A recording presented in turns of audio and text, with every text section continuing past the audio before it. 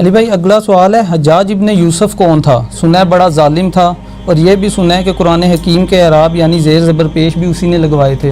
شاہ جی تسی سنیا نہیں، تسی تو مارا بھی کھا دیا نے آل امیہ دیاں، ٹھیک ہے۔ حجاج ابن یوسف جو ہے ایک بہت ظالم شخص تھا، آل امیہ میں سے تھا، ان کا خدمت گزار بنو ثقیف میں سے تھا۔ آل امیہ سے مراد ہے کہ امیہ والا تھا، خود وہ یعنی بنو امیہ میں نہیں تھا، بنو ثقیف میں سے تھا۔ حجاج ابن یوسف عبد الملک بن مروان کا رائٹ ہینڈ تھا اور کوفے کا گورنر تھا، اور پھر اس کو لالچ دی گئی کہ تم اگر عبداللہ ابن زبیر کو قتل کر دو تو تمہیں حجاز کا گورنر بنا دیں گے، کیونکہ عبداللہ ابن زبیر نے مروان کے دور کے اندر 9 سال کے لیے وہاں پہ خلافت قائم کر لی تھی۔ شہادت حسین کے بعد مسلمان حکومتیں 2 حصوں میں بٹ گئی تھیں، شام میں اور باقی سارے ایریا میں یزید یعنی حکمران تھا، اور یہاں پہ چونکہ شہادت حسین کے بعد آپ کو پتہ ہے واقعہ ہررا ہوا، اور اس کی وجہ سے ایک ریونج تھا شہادت حسین کے ریونج میں، چونکہ اہل مدینہ نے بیعت توڑی تھی اس لیے یزید نے حملہ کروایا تھا مدینہ شریف پہ، اسے واقعہ ہررا کہتے ہیں۔ اس کے بعد خانہ کعبہ شریف میں اس پورے ایریا میں عبداللہ ابن زبیر نے حکومت قائم کر لی، پھر ان کو بھی شہید کرنے کے لیے اس نے بھیجی فوج، لیکن وہ کامیاب نہیں ہوئی۔ پھر مروان بعد میں آیا، بیچ میں کچھ عرصے کے لیے یزید کا بیٹا تھا معاویہ، لیکن اس نے چھوڑ دیا، معاویہ ابن یزید۔ بعد میں مروان بھی کوشش کرتا رہا، کامیابی نہیں ہوئی۔ جب اس کا بیٹا عبد الملک بن مروان بنانا تو اس نے حجاج ابن یوسف ظالم شخص کو بھیجا، اور اس نے پھر دوبارہ سے یعنی چڑھائی کی، اور یہ پوری ڈیٹیل آپ کو صحیح مسلم میں ملے گی کتاب الحج چیپٹر میں، اور مشکات میں بھی آپ کو 30 جلد میں جو قریش کے مناقب والا بیان ہے نا، اس میں آپ کو مسلم شریف کی حدیث ملے گی۔ ایک حدیث یہ ملے گی کہ نبی علیہ السلام نے فرمایا بنو ثقیف میں ایک کذاب اور ایک ظالم شخص پیدا ہوگا، ایک کذاب اور ایک ظالم۔ کذاب کے بارے میں یعنی لوگوں کا دعویٰ ہے مختار ثقفی، ہمیں کوئی دلیل نہیں ملی، ترمذی سے ایک لے کے آتے ہیں، لیکن وہ امام ترمذی نے کہا ہے کہ کہا جاتا ہے، کہا تو بہت کچھ جاتا ہے، سند بیان نہیں کی ہے۔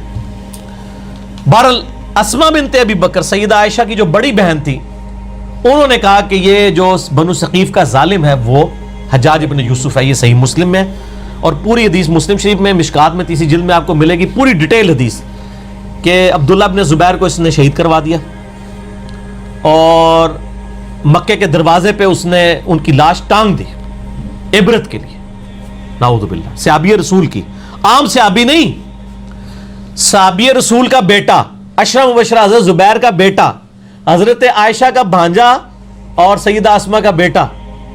اور یہ وہ شخص ہے، بخاری شریف میں آتا ہے کہ جی کفار مکہ کہتے تھے کہ ہم نے بندن کر دی، مسلمانوں کی اولاد نہیں ہوگی۔ پہلا بچہ جو پیدا ہوا وہ عبداللہ ابن زبیر تھے۔ نبی علیہ السلام نے اپنے مبارک ہاتھوں سے ان کو گھٹی دی تھی کھجور کی، یہ گھٹی دینا بھی سنت ہے، صحیح بخاری میں آتا ہے، یہ عام بندہ نہیں ہے۔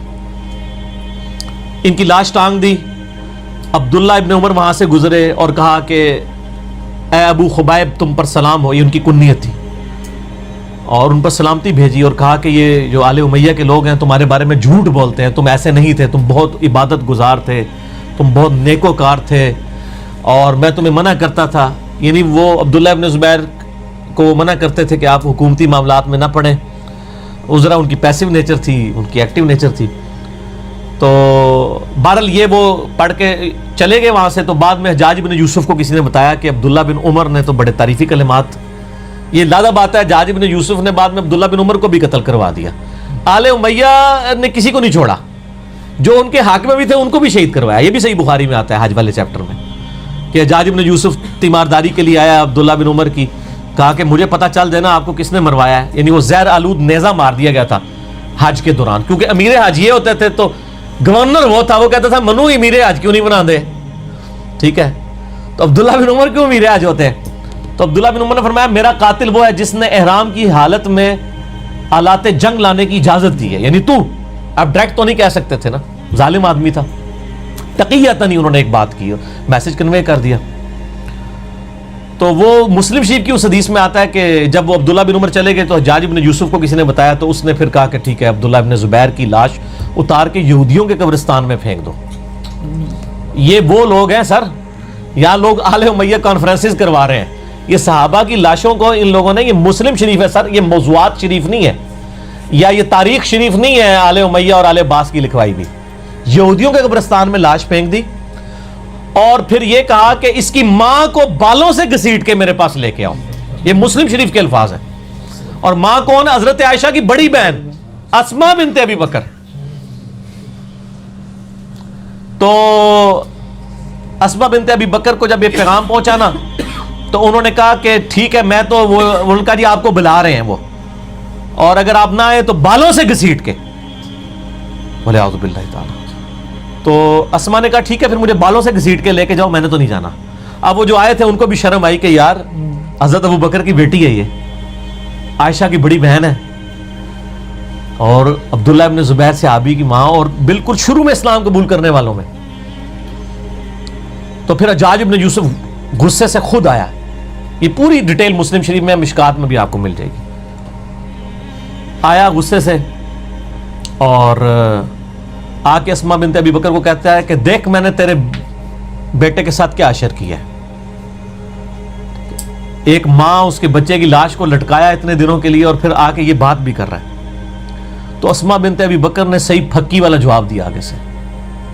اس نے کہا دیکھ میں نے اس کو کیسا برباد کیا. اس نے کہا حجاج تو نے میرے بیٹے کی دنیا برباد کی ہے, اس نے تیری آخرت برباد کر دی ہے. تو نے میرے بیٹے کی دنیا برباد کی, اس نے تیری آخرت برباد کر دی. تو کامیاب کون ہوا؟ عبداللہ ابن زبیر. اور آگے مسلم شریف کے الفاظ ہیں کہ اسماء بنت ابی بکر کہتی ہے کہ ہم نے رسول اللہ سے سنا تھا کہ بنو ثقیف میں کذاب اور ایک ظالم پیدا ہوگا. کذاب تو ہم دیکھ چکے, ظالم تو ہے.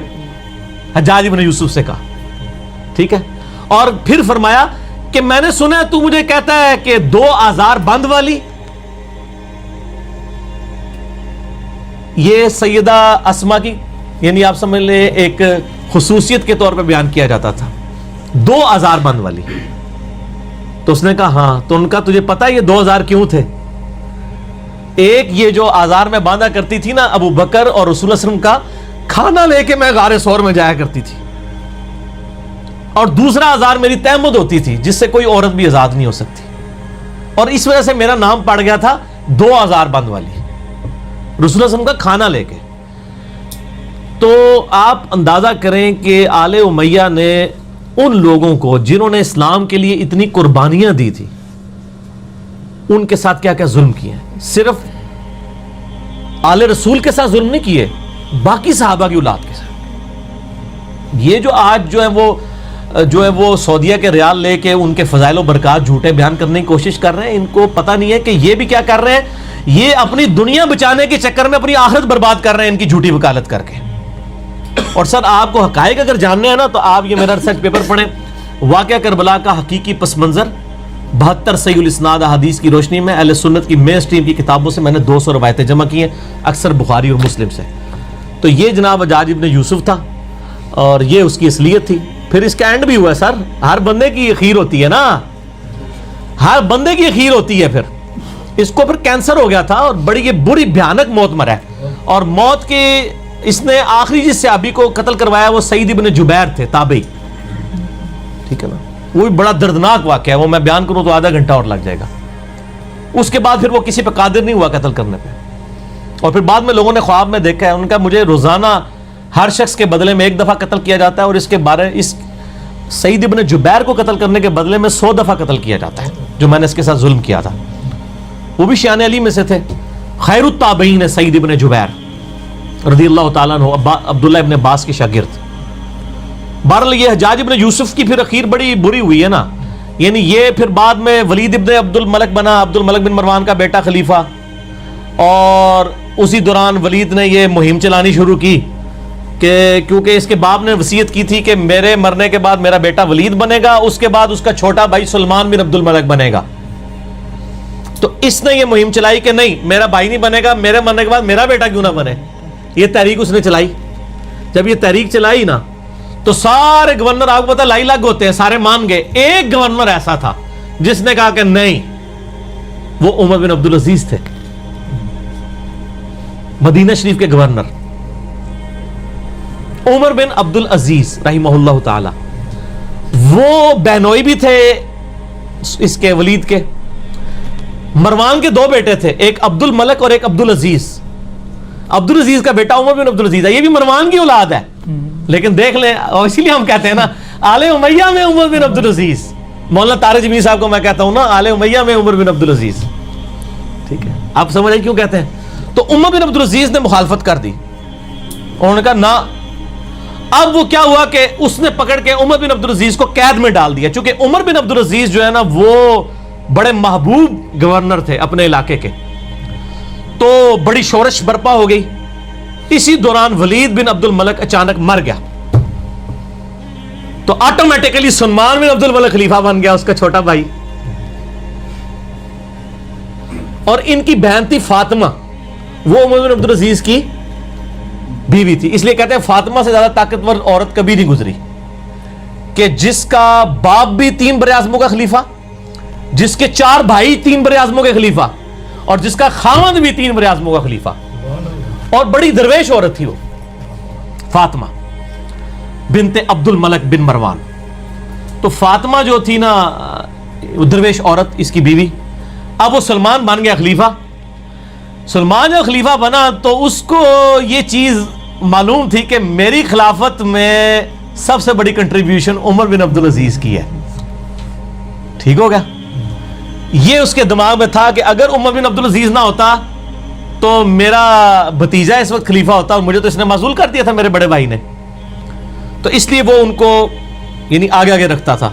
مسجد نبی شریف کی امامت بھی کراتے تھے. انس بن مالک کے بارے میں سنن نسائی میں آتا ہے کہ میں نے رسول اللہ صلی اللہ علیہ وآلہ وسلم کے بعد بڑے عرصے کے بعد کسی ایسے شخص کے پیچھے نماز پڑھی ہے جو بالکل نبی علیہ السلام کے طریقے پہ ہمیں نماز پڑھاتا ہے, اور وہ عمر بن عبد العزیز ہے. 99 ہجری میں خلیفہ بنے, اور 101 ہجری میں صرف 38 سال کی عمر میں آل امیہ نے زہر دے کے ان کو شہید کر دیا. ٹھیک ہو گیا. تو عمر بن عبد العزیز جب خلیفہ بنے تو یعنی یہ گورنر تھے اور سلمان خلیفہ بن گیا. پھر انہوں نے مشورہ دیا کہ حجاج ابن یوسف کو معزول کیا جائے, یہ ظالم آدمی ہے. اس نے کہا حجاج نام کے جتنے بندے ہمارے گورنمنٹ میں ہیں سارے معزول, جیلوں میں ڈلواؤ ان کو. ٹھیک ہو گیا. اب جب یہ جیلوں میں گئے نا تو محمد بن قاسم کا بھی رگڑا لگ گیا, جس نے یہاں پہ, وہ حجاج بن یوسف کا کیا تھا, رشتہ دار تھا نا, بانجا تھا نا, بانجا یا بھتیجا. تو اس کو پھر مفت میں رگڑا لگ گیا, اس کو پھر بلا کے جیل میں ڈالا گیا. وہ کہتے ہیں نا جی وہ بعد جیل پاتا سی, اس لیے کہ پیچھے خلیفہ چینج ہو گیا تھا. تو حجاج بن یوسف کے جتنے بھیجے ہوئے تھے نا, اس کو چونکہ وہ گورنری سے گیا تو اس کے بھی سارے فرستادے فارغ ہو گئے. اور پھر یہ خیر بڑی بری موت مرا, یعنی اس کو پھوڑے نکل آئے اور پیپ نکلتی تھی. پھر مرتے مرتے یہ کہتا تھا کہ جی اللہ تعالیٰ تو ماں سے زیادہ محبت کر, جو ساڑھے لوگ بھی کہتے ہیں. حسن بصری کو کسی نے بتایا کہ وہ تو کہتا ہے کہ جی اللہ تعالیٰ کی رحمت تو میرے گناہوں کو تو اس کے سامنے کچھ بھی نہیں ہے. تو حسن بصری نے فرمایا حجاج چاہتا ہے کہ دنیا بھی اپنی مرضی کی گزاری ہے اور آخرت بھی اپنی مرضی کی گزارے. اس طرح تو نہیں ہوتا کہ دونوں جانی مٹھے باؤ, دونوں جان تو نہیں مٹھے میں آ سکتے نا, یا دنیا یا آخرت. ٹھیک ہو گیا. تو خیر یہ مارا گیا. پھر سلمان جو ہے نا, اس کی جب موت کا وقت قریب آیا, اس کو بھی ایک بیماری لگ گئی. تو اس نے ارادہ کیا کہ اپنے چھوٹے 2 بھائیوں کو خلافت کے لیے نامزد کرے. تو اس کا ایک اسسٹنٹ تھا, رجا اس کا نام تھا, بڑا نیک تھا وہ. اس نے کہا کہ اگر تو میری ماننا تو عمر بن عبد العزیز کو خلیفہ بنا دے. اس نے کہا کہ یہ تو میرے بھائی اس کو مار دیں گے, مانیں گے نہیں. اس نے کہا نہیں, ان کا علاج ہے میرے پاس, دیکھ تو اگر خلیفہ بنا تو اس کی وجہ سے بنا ہے. عمر بن عبد العزیز حادثاتی طور پہ جو ہے نا وہ خلیفہ بن گئے تھے, ورنہ ان کو کس نے بنانا تھا اتنے نیک آدمی کو. ان کا یار اس طرح کر کہ تو نا ایک بند وصیت لکھ کے اس کو سیل کر دے, اور کہہ کہ اس سیل کے اوپر بیعت لو کہ نیکسٹ خلیفہ کون ہے, اور جو بیعت نہیں کرے گا اس کو قتل کر دیا جائے گا. اور تو لکھ دے کہ عمر بن عبد العزیز تیرے بعد خلیفہ ہے, اور اس کے بعد تو لکھ دے کہ عمر بن عبد العزیز کے بعد میرا جو بھائی چھوٹا ہے یزید اور ہشام وہ خلیفہ ہے. تو ان کو بھی امید لگ جائے گی چلو 80-60 باری بھی آ جائے گی. یہ لکھ کے نا جناب سیل کر دی گئی. اب سیل لے کے جب باہر آئے میدان جنگ میں, خیمے سے باہر نکلے, کہا جی امیر المومنین نے اپنا سکسیسر مقرر کر دیا ہے, اس کے اندر اس کا نام ہے, تو بیعت کرو بند پہ. وہ بھائی آگے لالچی, انہوں نے کہا نہ کھول کے پڑھ ساڈا نام لکھیا کہ نہیں, انہوں نے کہا میں کہنا تہاڈا نام لکھیا نہ تو لکھیا سی لیکن یہ نہیں پتا کہ کہڑے نمبر تے لکھیا ہے. ٹھیک ہو گیا. اور دوسری طرف عمر بن عبد العزیز آگے کہتے ہیں رجا مجھے بتا دے کہیں میرا نام تو نہیں لکھ دیا ورنہ میں جنگلوں میں چلا جاؤں, میں خلافت کا بار نہیں اٹھا سکتا. ٹھیک ہو, یہ آپ اپروچ کا فرق دیکھ لیں. تو رجا کہتا ہے میں نے زندگی میں ایک ہی جھوٹ بولا ہے, نہ اس سے پہلے نہ اس کے بعد, وہ یہ تھا کہ میں نے کہا عمر تیرا نام نہیں ہے بیچ میں, کیونکہ مجھے خطرہ تھا کہ یہ چھوڑ دیں گے اور مسلمان ایسے حکمران سے محروم نہ ہو جائیں. کہتے ہیں جب وصیت کھولی گئی, جب پڑھ کے سنائے گی عمر بن عبد العزیز, تو عمر بن عبد العزیز جو ہے وہ بے ہوش ہو کے گر پڑے. دو بندوں کے سہارے, ایک 35 سال کا نوجوان 2 بندوں کے سہارے لا کے ممبر تک لایا گیا پہلا خطاب کرنے کے لیے, اور آل امیہ کے چہرے لٹک گئے. لیکن جب پڑھا کہ ان کے مرنے کے بعد وہ بھی بنیں گے تو ان کو امید لگ گئی, ان کا چلو ٹھیک ہے ساڈا یار بہنوئی ہے نا 100 کرو کیڑا باہر دا بندہ ہے. ٹھیک ہو گیا. دادا تو ساڈا مروان ایک ہی ہے نا. ٹھیک ہو گیا, پردادا. تو یہ پورا معاملہ ہوا. عمر بن عبد العزیز رحمہ اللہ تعالی ورضی اللہ تعالی عنہ وعلیہ السلام یوں خلیفہ بنے. پھر سر 2 سال صرف ان کو رہنے دیا ہے, 2.25 سال, جتنی حضرت ابوبکر کی خلافت کا ٹینیور ہے نا اتنا ان کا. اور دیکھ لیں اسلام میں 5 خلفاء ابو بکر عمر عثمان و علی اور حسن ابن علی کے بعد چھٹا خلیفہ ان کو مانا جاتا ہے. بیچ میں کسی کو خلیفہ نہیں مانا جاتا. علی منہاج النبوہ 2 سال کے اندر 2.25 سال کے اندر انہوں نے پچھلے 40 سال میں آل امیہ نے جتنی لوگوں کی جدادیں ہتھیائی تھی نا ان کی اولادوں کو بلا کے واپس کی. جو جاگیر فدق تھی وہ بنو ہاشم کے حوالے کر دی, اور ممبروں پہ جو پچھلے 60 سال سے سب و شتم ہو رہا تھا مولا علی پر, لعنت کروائی جاتی تھی, وہ بند کروا کے ان اللہ یأمر بالعدل والاحسان یہ والی آیت خطبے میں داخل کی. اور تبدیلی آ گئی جناب, یہ تبدیلی تھی جو آئی. اور راوی کہتے ہیں کہ جی عمر بن عبد العزیز جب خلیفہ بنے نا اس سے پہلے تک یہ حالت تھی کہ لوگوں کی چوراہے پہ یہ گفتگو ہوتی تھی تیرے کتنے پلاٹ ہیں اور تیرے کتنے بنگلے ہیں اور تیری کتنی بیوی ہیں. اور جب عمر بن عبد العزیز خلیفہ بنے تو چوراہوں پہ یہ گفتگو ہوا کرتی تھی کہ تو نے اس ہفتے کتنے نفلی روزے رکھے اور کتنا قرآن پڑھا. کیوں کہ جب عمر بن عبد العزیز جمعے کی نماز پڑھانے کے لیے آتے تھے تو 10 15 پیوند ان کے کرتے کے اوپر لگے ہوئے ہوتے تھے. تو لوگ کہتے تھے کہ یار یہ 3 براعظموں کا حکمران اگر اس حال میں رہ رہا ہے تو سر ہم کیا. میں یہی کہتا ہوں کہ آج اگر عمران خان صاحب پرائم منسٹر خود خطبہ دے رہے ہوں شاہ فیصل مسجد کے اندر سادہ سے شلوار قمیض کے اندر, تو شلوار قمیض خود بخود ہی فیشن بن جائے گا. ویسے وہ پہنتے شلوار قمیض ہی, مجھے بڑی خوشی ہوئی چائنا میں بھی اس نے شلوار قمیض پہنی ہوئی ہے, تو خود بخود کی فیشن بن جائے گا. اتنی تبدیلی آئے گی. اور لوگوں کی یہ گفتگو ہوا کرتی تھی, گفتگو تک چینج ہوگی. حکمران سے کتنا فرق پڑتا ہے. خیر پھر یہ ظاہر ایسے حکمران کی طرح ہضم ہوتے ہیں, پھر ان کو زہر دے کے شہید کر دیا گیا. لیکن انہوں نے اتنی تبدیلی کر دی تھی, اسی لیے ان کو اسلام کا پہلا مجدد کہا جاتا ہے. یہ واحد مجدد ہے اسلام کی ہسٹری میں جس کو سنی اور شیعہ دونوں مجدد مانتے ہیں. اس کے بعد کسی مجدد پہ متفق نہیں ہے سوائے امام مہدی 12ویں مجدد کے, 12ویں خلیفہ کے. یہ ہیں وہ شخص عمر بن عبد العزیز.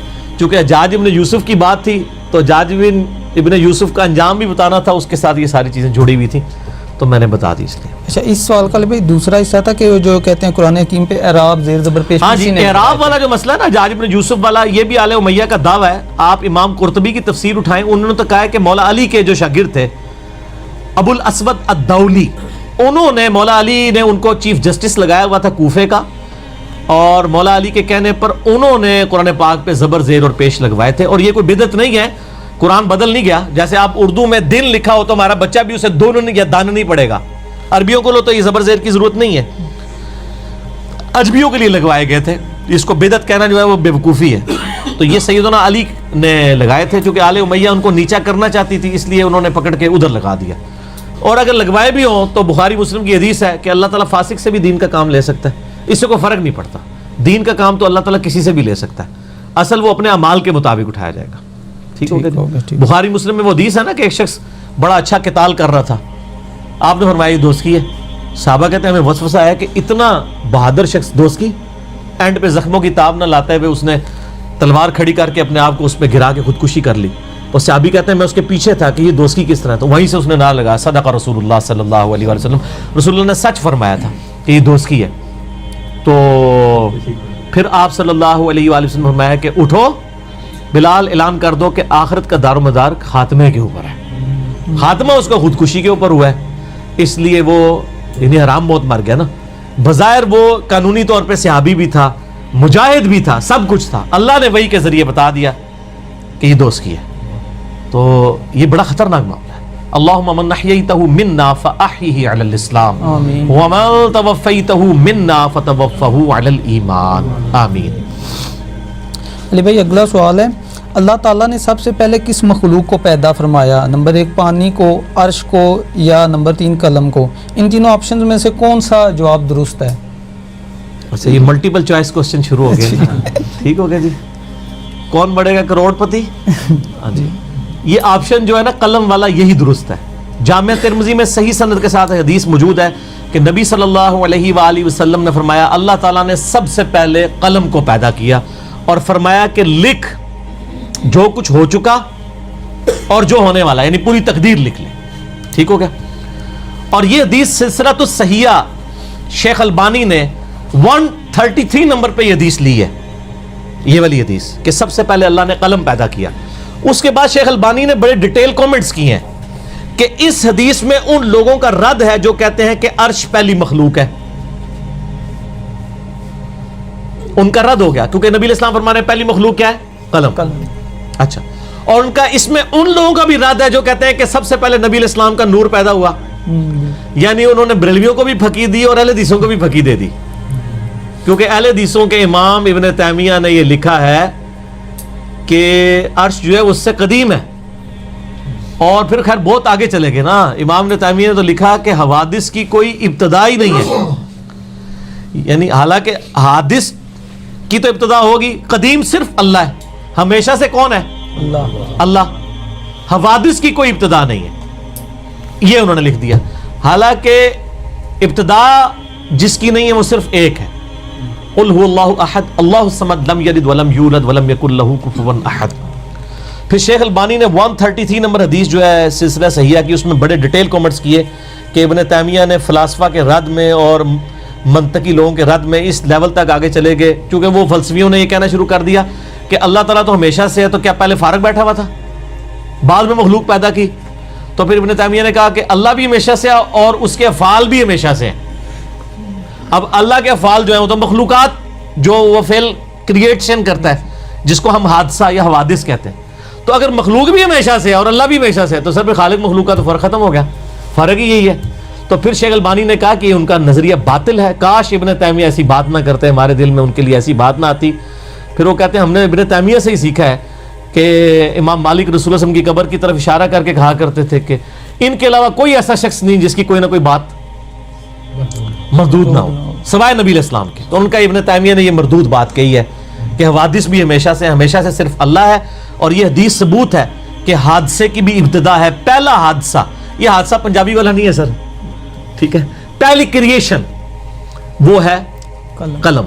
اچھا, وہ اس میں بریلوی ایک بات کرتے ہیں, وہ کہتے ہیں جی قلم کو اللہ نے حکم دیا لکھ جو کچھ ہو چکا اور جو ہونے والا ہے. وہ کہتے ہیں ہو چکا نبی علیہ السلام تھے. ابن تیمیہ پارٹی کہتی ہے ہو چکا عرش تھا. اچھا, اس کا جواب البانی صاحب نے نہیں دیا, اس کا جواب مجھ سے لیں. کیوں؟ کیونکہ نام ہے وابی, نام ہے بابی, میں ہوں مسلم علمی کتابی. سر جو کہا نا کہ لکھ جو کچھ ہو چکا اور جو کچھ ہونے والا, جو کچھ ہو چکا وہ خود یہ تھا کہ قلم پیدا ہوا تھا, کیونکہ نبی علیہ السلام فرما رہے ہیں پہلی مخلوق قلم ہے. اور پھر مخلوق کو حکم ہوا کہ لکھ جو کچھ ہو چکا اور جو کچھ ہونے والا ہے, تو قلم نے لکھا کہ پہلا کام یہ ہوا کہ اللہ نے پہلی مخلوق قلم کو پیدا کیا اور اس کے بعد اس نے باقی کی ساری تقدیر لکھی اللہ کے حکم سے, اور ہم تک نبی علیہ السلام نے پہنچا دی کہ سب سے پہلے قلم کو پیدا کیا. دیکھ لو جناب, ایک سوال کڈے سوال نکل دینے. ٹھیک ہو گیا جی.